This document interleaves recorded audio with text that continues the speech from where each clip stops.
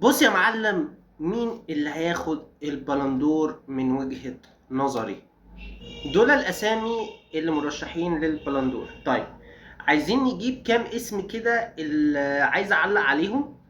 عندك نونو مندش، كان كويس بس ما اقدرش اقول لك اللي هو ممكن يترشح للبلندور. يعني فينيسيوس انا ما اعرفش ايه الجرأة دي اللي هم يحطوا فينيسيوس، بس ماشي. اشرف حكيمي ماشي.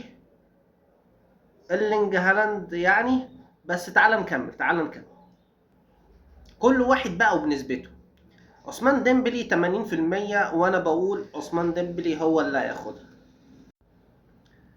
صلاح عمل كل حاجة كويسة، وكان عامل موسم في الدوري الانجليزي تحفة، بس جه في النص وخد شوية، وكان هياخد الحذاء الذهبي الاوروبي، بس الراجل خد شوية والراجل نام لما لقى دوري الابطال ضاع منه. بالمر كويس، بس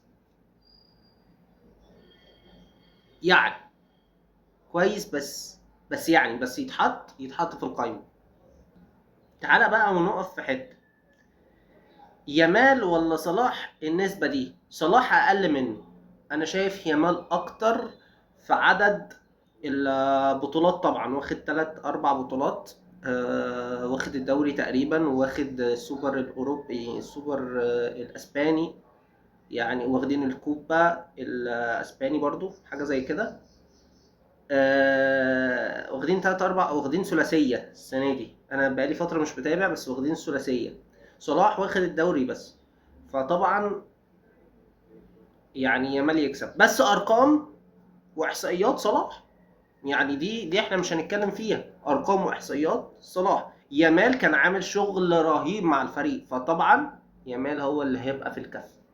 نو مندش، الراجل ده جامد جامد، والراجل ده هياخد بالندور بس مش السنه دي.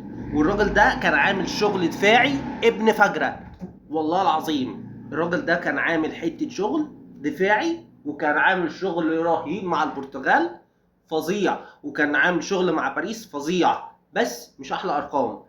اه راجل حلو، راجل جامد، بس لسه عليه شويه، صغير بس لسه عليه شويه، بس الراجل ده هيثبت، هيحط. عارف ايه المشكله؟ ان الراجل ده، انا بقولها لك، الراجل ده ما دخلش القايمه، وانا متوقع انه مش هيخش قايمه البالندور ولا هيخشها. مش احباط، مش اي حاجه، بس الراجل ده عشان مصري عربي فطبعا مش هيتحط. بس مش مشكله، هياخد جوائز تانية وهياخد ارقام، بس يصبر، لسه صغير 26 سنه.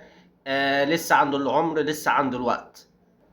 كان في تصريح كريستيانو رونالدو بيقوله على الكرة الذهبية. الكرة الذهبية من الآخر ولا اي حاجه، ما بقتش ليها مصداقيه، ما بقتش ليها اهميه. الاجابه صح، واحنا شفنا السنه اللي فاتت وشفنا الكوارث اللي بتحصل في الكره الذهبيه اخر 5 6 سنين. ف ده حقيقي.